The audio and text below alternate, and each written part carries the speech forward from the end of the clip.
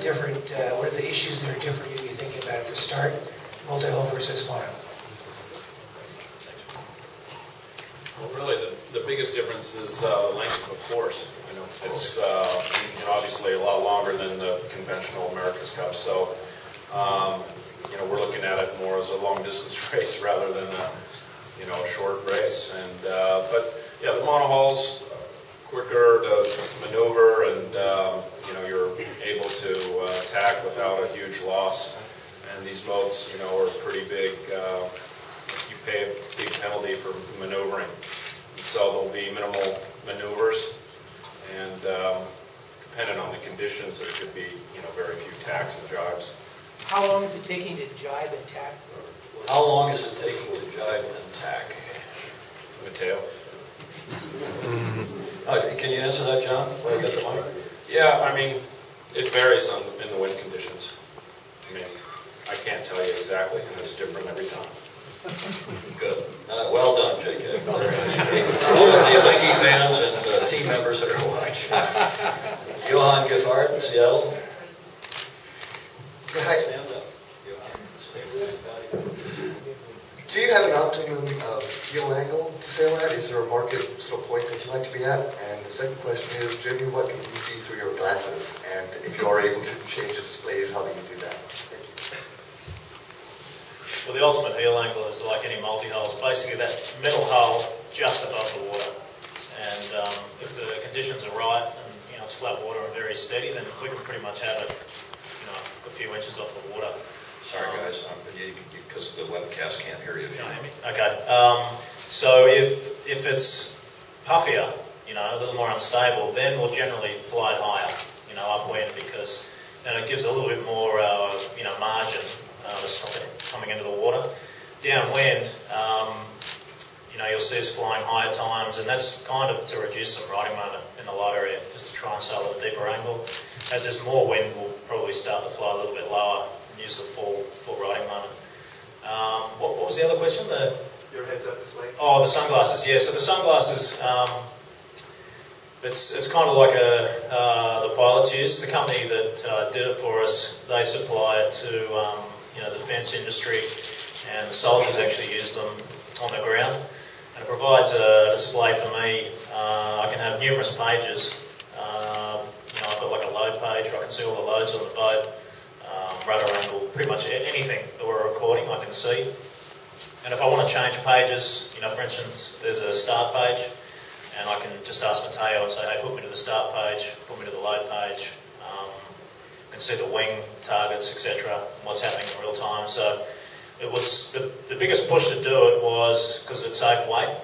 Basically, we're able to get rid of. Sorry, the biggest push was to save weight. Save weight, yeah, to basically take weight off the boat, because it's now one small pack that I've got, as opposed to running cables throughout the boat, displays, etc. So, and I think it's the future, because wherever you look, it's there. You know, you don't have to keep looking back into the boat and then looking back maybe to where your competitor is. So it's been pretty exciting to work through it. Mateo, I can think of a couple pages you might put up there that he wasn't expecting that could be a lot of fun. Well, we have a couple of funny pages with special moments for Jimmy. The lady has a question. Thanks. Julie Conti from Loton. I wanted to know about your system of gliss with liquid rejection. Did you have it on board yesterday? The system of liquid. How do you know there's a liquid rejection system? There was asking for the jury, you know, to have the right to use it. No, but I don't think we said anything about ejecting liquids, did we? So what is it exactly, and did you have it on board? Well, let's see if the guys can answer that one. I was actually hoping Tom would answer that one, but yeah, we looked into. You're definitely working for Alinghi, aren't you, man? Well, you know, we didn't write that rule in there. The rule was in there. We looked at it, and you know, we saw some you know, tangible gains. But at the end of the day, we just really ran out of time to get the system working 100%. And in boats like this, you have a lot of systems on the boat, and it can tend to get quite a bit complex. And you know, we decided to take the system off. I mean, Tom, maybe you should talk about what the actual system was a bit. Oh, I think you've done very well. Corey Freeman from Scuttlebutt. Could you compare helming the multi-hull to helming a monohull?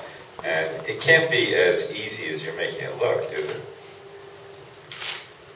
Well, the similarities are that you've got your targets, and from that point of view, it's the same. You know, you're trying to hit a certain target boat speed, target wind angle.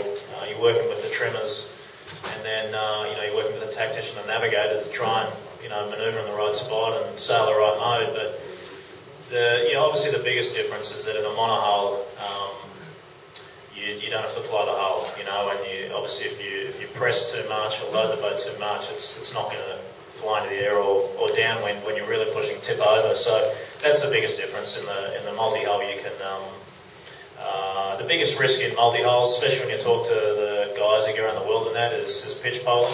Obviously nose diving, and that usually is when you're pushing hard downwind with a lot of sail area up, and so that's really the main difference. I mean, obviously, in a monohull, you can't do that. What do you do if you are going downhill in a hurry and you think you might be starting to pitch pole? How do you stop it?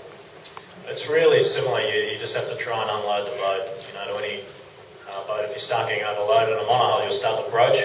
But just to preempt that, just as you're about to broach, you start to ease the sheet a bit more, and maybe twist the sails. And it's the exact same thing in a multi-hull. Jim Doyle? Thank you. Jimmy, you always seem to be helming this boat with a backpack on, and I'm wondering what exactly is in that backpack.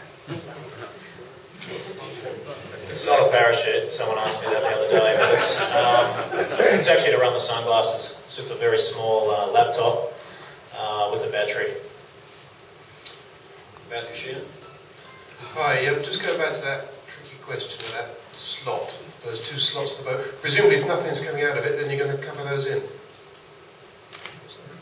Well, the slots, I think the slots are the dagger foil slots. I'm not sure we've announced what's going on with those, though, really. Beyond what Jimmy said. I don't know, Jim, you want to elaborate? Well, to be honest, I don't know what the question is. What slots are you talking about, Matthew? The slots around the hulls, the two outer hulls, there's two U-shaped slots running around them when you're talking about, presumably that's for sticking out whatever you want to stick, be it air or whatever it is. Oh, I see, yeah, no, we'll fill them in. Fill them in, smooth them out? Sure.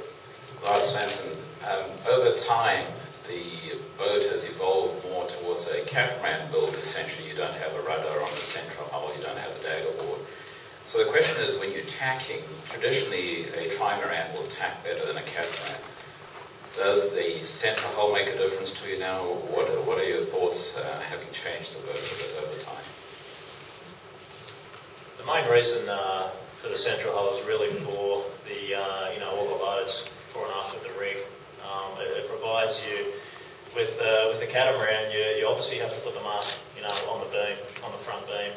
With the trimaran, by having the central hull, you can really share those fore and aft loads, and you can also decide on where to put your mast. It gives you a couple of options if you want to remodify the boat, balance, whatever. So it's that's the main upside.